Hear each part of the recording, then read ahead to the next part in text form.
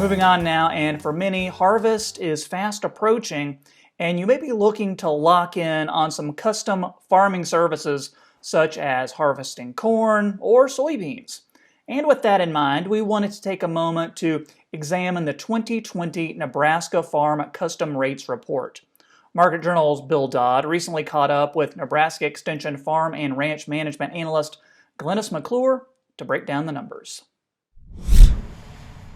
The 2020 Nebraska Farm Custom Rates Report consists of data collected from agricultural custom operators and reflects current rates that may be levied for machine hire services and other work provided.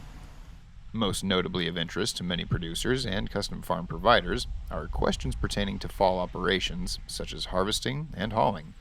Upon inspection, it appears that rates are up across the board from the 2018 survey.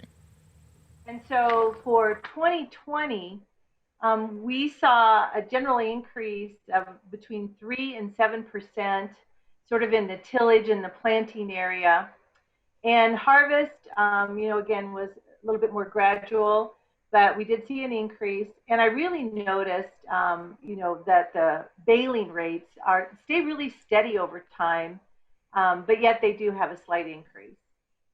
Harvesting is another really popular custom operation that our folks provide.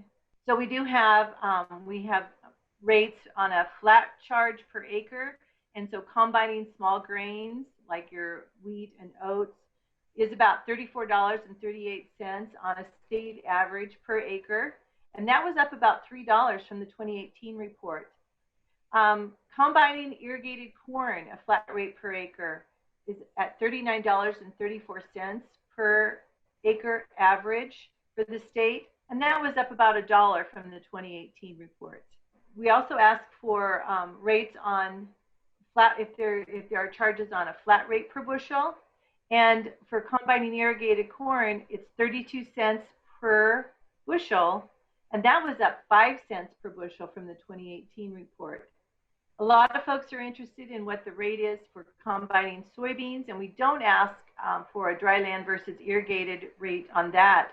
But the combining soybean rate, flat rate per acre, is $37.29 on average for the state of Nebraska, and that was up about $2 from the 2018 report. These rates are based on survey responses from custom operators. Since our state's agricultural industry has an abundance of diversity, rates for similar operations may vary greatly from one area to another. This could be due to a number of factors, such as how far an operator must travel for work or fuel costs, but there are some things the survey doesn't take into account, such as materials provided by the producer.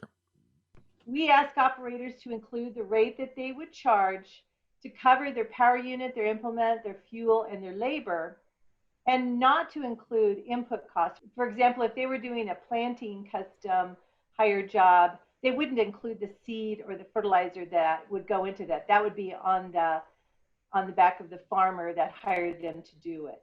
Now, for 2020, we asked our custom rates operators to provide to us what they were figuring for an average for diesel for 2020, and the average for the state was $2.12, and that was down from the 2018 report. So you would think prices would go down a little bit, or the rates would go down a little bit, but because of ownership costs and other factors, those rates did not generally go down, they went up.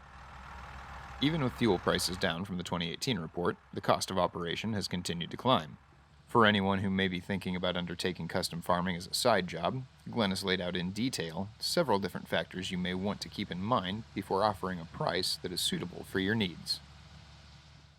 I suggest that, yes, you can use the custom rates report because it is the market rate report. It gives you an idea of sort of what the competition is and what folks are charging. But please keep in mind, operators need to cover their costs. And the operating costs would be your fuel and your labor and repairs on your machinery and any cost of supplies that might be provided, like twine for baling, that type of thing. Okay.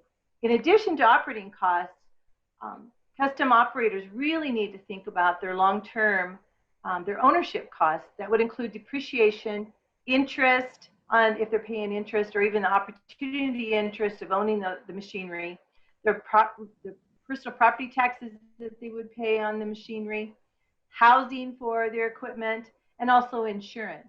So it's really important that as you're considering what rates to charge, you really need to consider all of your operating costs and your ownership costs, in addition to looking at the market rate survey that we provide in the custom rates survey report. When it comes to making an informed decision when deciding what to charge or pay for your custom operations in Nebraska, the 2020 Custom Rates Report is a tool you won't want to be without. Reporting for Market Journal, I'm Bill Dodd.